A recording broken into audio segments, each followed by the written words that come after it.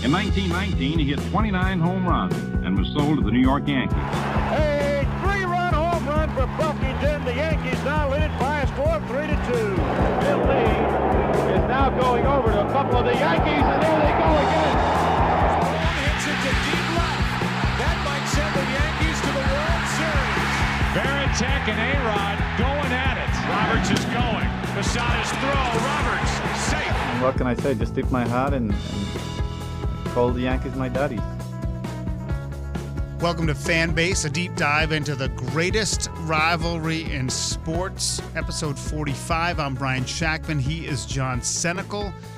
I mean, both the Red Sox, I think where we got to start is that both teams at various points have been ravaged by COVID-19, right? And right now the Red Sox are in the thick of it. And the Yankees actually played better when they had COVID. It kind of turned their season around, actually, because some gave other guys got in the play. lineup. Yeah. Yep. And with the Red Sox, even though they've recovered a little bit, it has not been the same. And so I just, the Red Sox, as of Thursday, had 8 players or coaches in the protocol. I think at least 10, maybe more in the organization. And I don't want to get political. Who are any of the name players? They got name players involved? Xander. Okay, well, that's a good one. Yeah, and then the guy who was supposed to replace Xander went on the list. So the three. Boy, if you had Andrew Velasquez, you'd be set right now. Yeah, it's true. But the guy who was supposed to take those spots, so they're basically third option at shortstop. Brock Holt's playing short now. I would love Brock Holt to be on the Red Sox. And he, by the way, he's a role player. Got a standing O when Texas was in town 2 weeks ago. But fan favorite. I don't want to get political, but there's no way, my theory is that when athletes when they just say an athlete has COVID and they don't say anything else, they're not vaccinated. When a politician says they have COVID and they don't say whether they're vaccinated or not, that they have gotten vaccinated, but they don't want their constituents to know it. So my whole thing is there's no way that all these athletes are breakthrough cases, right? There's no way. There was supposed to be some 85th percentile that was supposed to be reached by all. I mean, it wasn't like a hard percentile, but. Well, the Red Sox were one of 6 not to reach it. Exactly. But I believe the Yankees were one that reached it early, and look what happened to them. Because listen, we can talk about COVID forever as far as how it affects everybody, but what it's affecting is the play on the field, right? And that's what we're here to talk about. That's exactly what my point is. And so if they're not at 85, they could be a 40. Right. They could be a 30. We don't know how few Red Sox are actually vaccinated. And, when it comes to the game, it's I wish they could just extract all this other stuff, whether it's hesitancy or politics or whatever. If you're going to make millions and there are rules, I think it's different than you or me. And I don't know. I don't want to ever infringe on civil liberties. I don't want to get into that conversation. But you know what?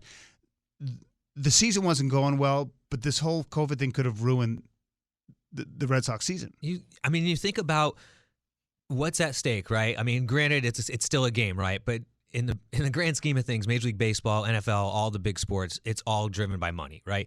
So if the players aren't on the field, you're not making money. Regardless, if you're putting a shell of a team on the field, some people aren't going to show up because Xander's not on the field. Like they wouldn't show up because Judge isn't playing. Sure. Right? So, and I find it a little selfish. Yeah, to make it let your if it's politics. If you have a cousin or an uncle who had real bad after effects from the second shot, then I'm willing to have that conversation. But if it's politics, I think you got to put politics aside to play the game. I really do. What I want to say is these teams should be more stringent. All right, listen, I guess with the union you could fight the players' union all you want about the topic, but you need better checks and balances if this is what's on the line, right? What happens if this happens in the postseason and it could happen when we get there? What if half the Dodgers team comes down with it, right? What if half the Yankees, if they make it or whatever? Because COVID is going to be around in the foreseeable future for all of us, right? And in MLB going into right now in the postseason, it is going to be a factor somehow. Listen to this.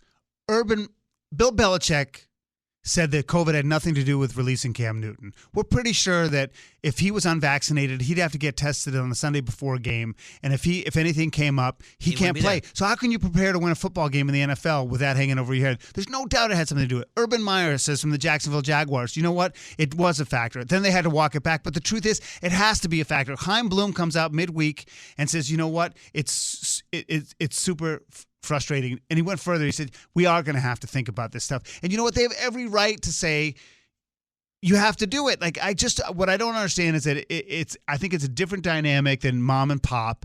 And I think that if you're dealing with a multi-billion-dollar business and you're paying these players this kind of money, it's fair to say either do it or you're gone. Exactly. If you can ask your child's vaccination status for contact tracing in a school with what is basically on the line there, right? Not billions of dollars, right? But it's still public health. But in MLB, like I said, you got to tighten up the ship. You got to start setting some rules, and you got to figure it out. But that's never going to happen now. So you're just rolling the dice at this point, right? And and again, this is an apolitical comment. It's just selfish, and people will say, well, this is their lives, and this is their rights, and you're talking about a game. I said, well, then don't play the game. And I have no problem if the Red Sox said you either do it or you're gone. I don't care if the Patriots do it. I don't care if the Jacksonville Jaguars do it, or if the New York Yankees do it. I think what was fascinating, though, is it showed a little bit more organizational depth than I thought with the Yankees, right? I mean, to me, that was what I learned from the Yankees, is that maybe their minors or their bench isn't so bad. Right. And with the Red Sox, I mean, maybe it's not so good.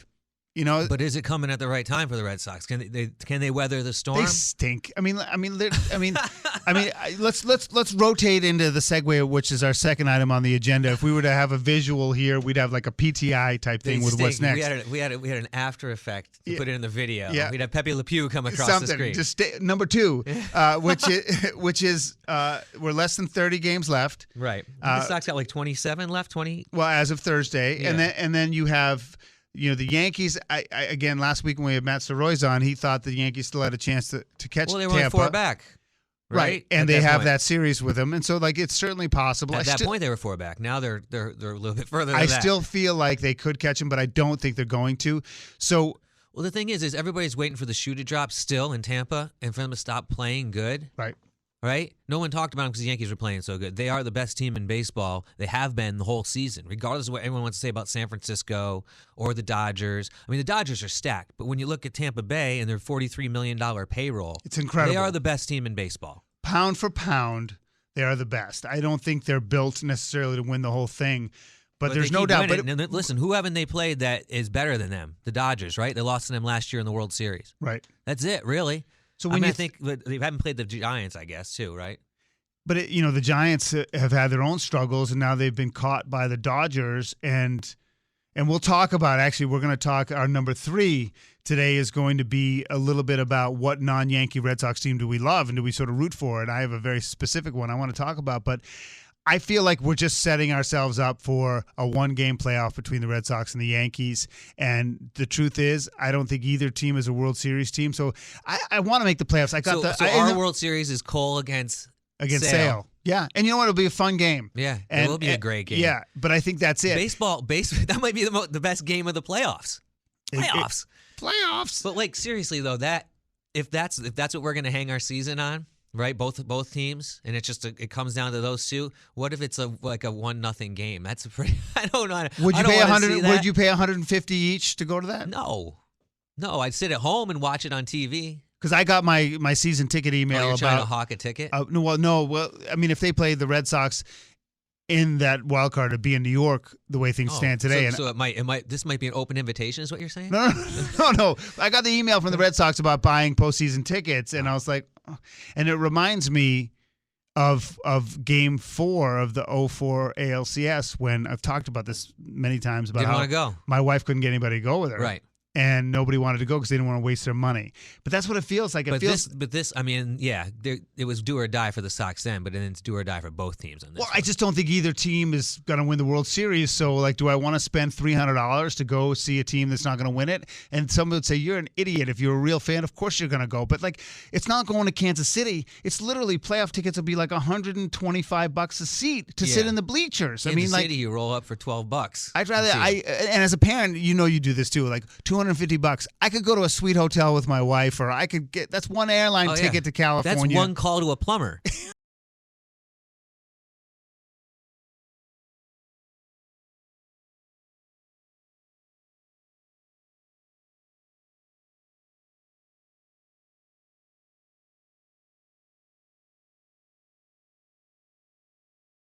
They battle it out there, right? So let's look at the Yankees are gonna Yankees got 6 against Baltimore going Boom. out. That's 4 a guaranteed against Toronto. Wait, guaranteed 4. They're at least 4-2 in those 6. All right, 6 against Baltimore, 4 against Toronto, 3 against the lonely Mets that can't figure out what to do, 1 makeup against Minnesota, which I'm going to, 3 against Cleveland, which they should wrap around, 3 against Texas, who they should wrap around, then the 3 against Boston, 3 against Toronto, and then finish against Tampa. All right, now those last 9 games of the season, we've talked about that for the Yankees. It's going to be tough, right? But you got Cleveland, and the Yankees have 17 home games, 12 away, and 3 of them being at the Mets. So let's say 20 home games going out. Right. Well, the problem with the Red Sox is, I mean, they have to play Tampa again, Seattle on the road, Tampa. Chicago. No, but listen, Chicago on the road, Seattle on the road, and then you end the season. Is that West Coast swing going to hurt them or what? Well, I mean, it certainly could. I mean, I think Seattle is a tough out, especially at home, and Chicago is good. You can recover against Baltimore on that West Coast hangover. The problem, though, is then you have Baltimore and Washington, which easily could be mailing it in to end the season, but all on the road. I mean, the Red Sox end with 6 on the road. Right. So I don't know. I mean, I think that we are where we are, but I wanted to know if you agree with the logic that that's what the Yankees are, a first wild card team, and even if they get past the Red Sox, I mean, they're going to play the Rays in the first round. The Yankees, I think the Yankees can go deeper than that. You think they can beat the Rays? I think they can, but they got to play the right lineup, right? I'm just tired. What is your first? Give me your 9 then, just real quick. All right, DJ leads off, Rizzo second, okay, Judge third, Stanton fourth, Gallo all his strikeouts but his walks is in there. Voit is playing as DH. He's got to be. He's got to be in the lineup, dude. Voit has to be in the lineup. Okay, so Stanton's in left. Stanton's in left. I hate to say it, but Gio is out. He's got to be out. There's something wrong with him. He's got issues. He's just been battered around too much. You got to hang your hat off on him. And either go with Rugnig Odor or, I guess Odor, right? I don't know. I mean, I don't know the team well enough, but I mean, I think that's a black hole. And then you go with, I guess, Bronx kid. Obviously, if Torres doesn't come back, but like I said, Torres is going to be the big question mark. Apparently, he should be back this week. Yeah, he'll be. I think he'll be the back. The roster is going to be at 28 for both teams, so there is room for people to stay on the roster. But when we talk rosters, we talk postseason, right? Voit has to be in the lineup for the Yankees. It's plain and simple. I mean, that's just how it works. Like when that team, you think that team as constituted can be. What about Kluber? See, to me, I texted you earlier in the day before we taped. I think if Kluber could get back to what he was in a month, he sure looked like it when he first started out. But again, like Major League Baseball, the 4th and 5th inning, the second time through that lineup is 3rd and 4th inning is tough. Say he got back to where he was at the beginning of the season. Is he number 2? No, Taillon's number 2. Okay, so Taillon's you want to rely on him? Yep. You got to go Taillon or Montgomery number 2, but I would say Taillon just. I think Montgomery smells of like a relief guy in the playoffs. He's not going to be the ghost of Andy Pettitte. I don't know. You got to have a lefty. You got to. I know. And it's not going to be Andrew Haney. That's for sure. No. I can't believe they brought him against an Ohtani. I mean, what in the world were they thinking? I don't know. Awful. You want to talk about stinking it up, dude? He did good against the Red Sox a little while back, so I can't really argue with it. You said was stinking it up, right? Two stinking it ups. He's John Senecal. I'm Brian Shackman. This is, of course, Fan Base, a deep dive into the greatest rivalry in sports. I want to spend a couple of minutes because, I love social media for the different people who are committing their lives to baseball, even some of the Barstool guys who are annoying. I thought it was for all the comments. What's that? I thought it was all the comments on your fan page. No. I mean, I don't have quite the same audience, but I do like, all the different highlights that can get posted so easily by these folks. I mean, it's just really cool when they turn around stuff so quickly. Because my life is as a radio host, and I can't dedicate 24 hours a day to baseball. But like the people who do, I think with the people who are younger, who are tech savvy, you see a lot of stuff. And right now, so when you started out in television, right, like 20-something years ago. Did you ever in your wildest dreams think that you would be able to get content on the air that fast? No I remember people talking about it in like 08 and 09 and 06. See, and I was still like, that's like, it was just such a, for people that worked in television, it was such a crazy idea because you had so many freaking hoops you had to jump through to get something on the air. Correct. Right? To think that you could take your phone and the whole wiping your job aside thing, just to think that you could take that technology and stick it in your hand. Right. Right? It just blew my mind. And it's not just that. You can post it with graphics. Yeah. You know, like you can't It's like a production. Yeah, you like we had all these tutorials toward the end when I left television about how you can attach graphical elements and edit material right on your iPhone. And I remember Kevin Nathan from NBC Connecticut, you know, with the old linear machine, like punching the key to go frame by frame. You know what I mean? Like, you know, trim he was a classic with that. But my point is that it's made me really enjoy the whole league better, right? Because I get more exposure to teams I wouldn't necessarily see. So the question I sort of wanted to put out there, and listeners, I put it to you as well. Take your favorite team, whether it's the Red Sox or the Yankees, put them aside, and who is your 1A in terms of wanting to win the World Series this year? And sort of why, and not the Baltimore Orioles, like the no, a team that's in it, a team that's in the mix. No, it's a realistic question, right? What is it for you? For me, I'm gonna go. All right, listen, sentimental. I want to say San Diego, right? Because of Bobby. They're in trouble though. Yeah, they're in trouble, right? And I'm not gonna go with this team because. But no, you of that. can't. But you can't. No, I'm gonna go with the Cincinnati Reds. All right, I don't think they have the pitching, but damn, they got some hitting on that team, and they got our boy Joey Votto. I'm a big fan of Joey Votto. And everyone loves him. You know, you know what, Brian? I love the way he goes about his business. He's a gamer. You know what he is? He's not. It's funny using your sports cliche, but he's not like he was sort of the early stage of the bat flip culture. But in some ways, he does it in an old school way. Right. Like, he doesn't annoy me the way some of the young kids do it, because like he sort of backs it up. He does some old schooly things. He just wants to enjoy it when it goes well. Yep, Whereas it's not so much to like necessarily shove it down somebody's throat. Although when he started his brashness, I think people were bothered by it. But Right. now you see what the new guys do, and you're like, Votto's like Tame. Bud Light. Yeah. Yeah. I mean, I do. Well, you know, Castellanos is great. Yeah, he's fun too. They'll have probably the rookie of the year in the NL, Jonathan India. So I mean, the it's going to be the Padres or the Reds for that second wild card. I think it's pretty safe to assume it's going to be one of those two teams. And so I think I love who you say, because I think it speaks to what my point is that I want a non-major market team. Like, forget about the whole Moneyball thing. Like, I'm sort of done with, like, you know, rooting for the Rays or the A's for that reason. 1990 was the last time they won the World Series, I think. The Who? Reds. The Reds. Oh, I don't even know. Back in the Lou Piniella days with Dibble and yeah. I mean, that was Chris a fun Sabo. team. What a great! They were fun. Yeah. It was Eric Boys. Davis. Eric Davis still on that team. Well, that was the year that they whooped the Oakland, the Bash Brothers. They thought that they were going to be the real deal the next year. Yeah, and that was the early steroid days. Yeah. For me, they were out of their cycle apparently. For me, I'm going to stick. It's funny you mentioned. I'm going to stick in the NL Central because I started paying attention to the Brewers. I mean, Jackie Bradley Jr. went there, and Did you see the ball he threw out of from home plate up into the batter's eye, over the batter's eye? Yeah, he used to throw it over the monster from home plate. That's crazy. And now, if you go to Fenway, right, you could look at that and be like, that's a huge feat, right? For us, that's a huge feat. But a Major League Baseball player, I think a lot of them could probably do that. Well, it's only 315. Right. But it's he threw it from behind home plate, dead center field. He is, to me... He had to have thrown that ball 440 feet. Right, but he's batting 125. I don't care, man. He can make YouTube videos. He's a platoon guy, but he signed for $10 to $12 million. Good for him. He'll probably be able to get a job next year. But my point is that it got me paying attention to the Brewers. And the Brewers, Milwaukee's a great city. They don't have a hockey team. They obviously just won the NBA title.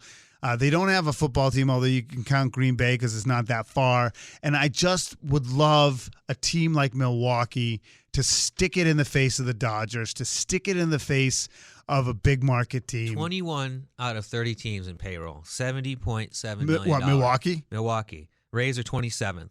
What about Cincy? You haven't? No, I didn't look at Cincy. Well, I mean, it's funny because I'll look it up really quick. They're as of Thursday, they're 30 games over 500, and they're just Cincinnati is 16th at 119. Yeah, I mean, I would love Milwaukee or Cincinnati in the World Series, but I don't want it against Tampa. Dude, so Milwaukee, Craig Counsell's their manager, and he scored the winning run against the Yankees in the 2001 World Series with Luis Gonzalez. But listen to their coaching staff, right? Craig Counsell, bench coach is Pat Murphy, hitting coach is Andy Haynes. Everybody knows who Andy Haynes is. Yeah. He had so many batting titles over the years. Right, sure. He's a household name. Assistant hitting coach Jacob Cruz, because he raked too. Everybody knows Jacob Cruz. Their pitching coach, 5-time Cy Young Award winner Chris Hook, ladies and gentlemen. right? Yeah, Quentin Berry's their first base coach. but There's that's your the first name, Milwaukee- Quentin Berry, who had a cup of coffee with like the Tigers, maybe. I don't know. I feel like Jason Lane, third base coach. Steve Carsey, right? He was a big prospect with the Blue Jays. Yeah, I remember believe. Carsey. Yeah. Well, here your point is like they're a bunch of no names, and you know what? If there's Sometimes any time, that's good. yeah. I mean, I think that the But they got some Dodgers, ballers. the Dodgers are built for championships. But there's something about the Brewers, and I know that national TV guys are like, whatever. I don't care. Like that's a team, and even if I would use your Cincinnati too, if Cincinnati end up somehow by the grace of the man above made it to the World Series, I would 100% root for them. And I even would have a little slice of me would be okay with it if it were against the Red Sox, if they did win. But the truth is, the Red Sox aren't going to be there. Hey, listen, we only have a couple of minutes here. It's John Senecal, Brian Shackman, Fan Base, a deep dive into the greatest rivalry in sports. Quick, we want to end up with Nugget of the Week. We don't have a sponsor or a great name for it, but you got Hall of Fame coming up next week. Yeah. So Jeter's going to the Hall of Fame with Larry Walker and what's his name? Catcher, I forget. Ted Simmons? Yeah. And then, so I Or got it's me Jeter and like, who cares? Yeah, That's it's Jeter, who basically what cares? So it's supposed to be last year, but COVID, obviously. So it got me thinking, all right? So Jeter, with the big uproar, was he wasn't 100% on the vote. So he was 99.7%. One person. Who was it? Mariano was the only one right. that's been 100%. I don't think any of the. I mean, it's one of those things where the one voter who didn't do it for Jeter was symbolic. We all know he belongs in the Hall of Fame, but some writers don't believe it should be first ballot unanimous or whatever. Because the truth is, like, if Mariano is unanimous and Jeter is, there's probably 40 others that should be absolutely. too. So to me, it's like the great inflation in school, right? Like today's B+ is, our generation's C+ or whatever. Right. So I mean, I think the guy who did it's kind of 50 is a new 30. It's kind of lame to do it. Right. But I also he'll never show his face or her face, their face. So I mean, should we start just voting on him the way it should be then? Maybe there like should if be you some think the guy formula should they be in figure the Hall of Fame, you should vote yes. Yeah.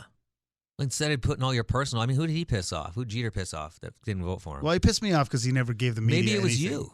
No, I'm not you a Hall of secretly Fame have voter. it. All right, so let's get back. Let's get back to the Hall of Fame. So you said there could be 40, right, that deserve unanimous. So Totally. I'll do part of the top 10. So the highest percentages ever, is that what you're doing? Top Okay. 10, right? Mo is 100, Jeter 99.7, Griffey 99.3, Seaver 98.8, Ryan 98.8, Ripken 98.5, Ty Cobb, who everybody supposedly hated, players Right. included, 98.2, George Brett 98.2, Hank Aaron 97.8, Tony Gwynn 97.6. So out of that whole list, because Cobb was, Wagner was, I don't know, the Hall of Fame was so traditional back then, and Ty Cobb, people hated him. I can understand people not voting for Brett right away. I can understand, How do you explain Ripken? You can't. That was my point. Like, you 19 can't. consecutive All-Star games. Now, granted, I remember watching Ripken play when he was at the end and being like, all right, charity vote. Jeter should be playing shortstop. A-Rod Sure, should be playing shortstop. absolutely. But he did bring baseball back, broke Lou Gehrig's streak. Listen, I was like in college or whatever. Who give a crap about baseball? But when they were doing that streak, we all tuned in. Yeah. He would be a no-brainer. But like the others, like, and Griffey. Nolan Ryan. Sure. But I mean, like, he never really won anything. No, that was his problem. Right. So, like, I could understand somebody who held out for that. Same with Griffey. Like, Griffey is an absolute no-brainer Hall of Fame. But if some jerk-off decided, you know what, he never won a championship, I wasn't going to, like, scream to high heavens. But the thing is, I was surprised at how quickly you actually got to people that I was like, okay, you don't have to vote for him. Like, to me, like, Ripken is crazy. He should be unanimous. But, like, well, how do you explain Hank Aaron? Is it a racial thing? Absolutely Obviously. racist, yes. Yep. And George Brett, you mentioned. So, little Red Sox-Yankees tie-in for the Nugget of the Week. So, George Brett at 98.2. Him and Ted Williams are the only players since 1940 to bat over 390 in a season. Wow. Rod Carew didn't do it? Nope. Yeah, people hated Ted Williams. Of course. But that's fascinating to me because it surprises me that there are more people in that top 10 or whatever who I was like, okay, well, I could see how somebody didn't vote for him. And now Hank Aaron at 97.8 had 15 30 home run seasons, and he's tied with, who do you think? He's a Yankee. In terms of percentage? No, for 15 30 home run seasons. Oh, is that A-Rod? Yep. Jeez. So there you go. I mean, a person that will never get into the Hall of Fame. If anyone's going to pull it off, it'll be that schmuck. Oh, he's had a tough run. His SPAC has done terrible. He lost sucks. J-Lo. He I mean, sucks. he's on a. You were loving him last summer. You were into him. Well, no, I'm you not were into him. You into thought him. his SPAC was going to go to the moon, Well, I and he was. spent You were like everything he $1,000 on touches his turns to stupid gold. SPAC. Now he's a schmuck. He's always been a schmuck. Yeah, but you were into him. I was into You were him. into I him. was, well, he was something to talk about because there was nothing going No, on. no, you were liking him. He's Oh my cute. God! You thought he was I'm going to go cute. back and pull the episodes, and we're going to talk about. We should because you were totally kissing Speaking his of ass. this, I said I was going to mention this on the last episode. And this is before we go. All right, what's in your closet? Right? I said that I sent you a thing. I had that was awesome. 34 shirts, right? Right. 34 different Yankee shirts. I found 10 more folded on the top shelf that I was going to take out of. I think rotation. Soroy's had like 3 dozen too. So I have who was on like last week. 40 something shirts and T-shirts, and then another like 10 or 12 jackets or something. I don't know if that's impressive or pathetic. I'm not sure. Yeah. But I'm glad It's we have something. I'm glad we have the plexiglass. You pointing at me. The little A-Rod got a little sensei bone there.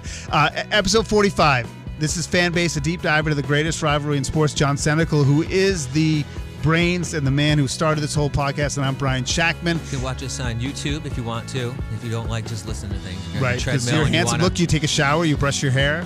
Yes, I did. And I'm not wearing Yankee stuff today either. So I know. Well, mark that. in you the got books. other stuff to do. We'll see you next week for episode 46. Go watch a ball game.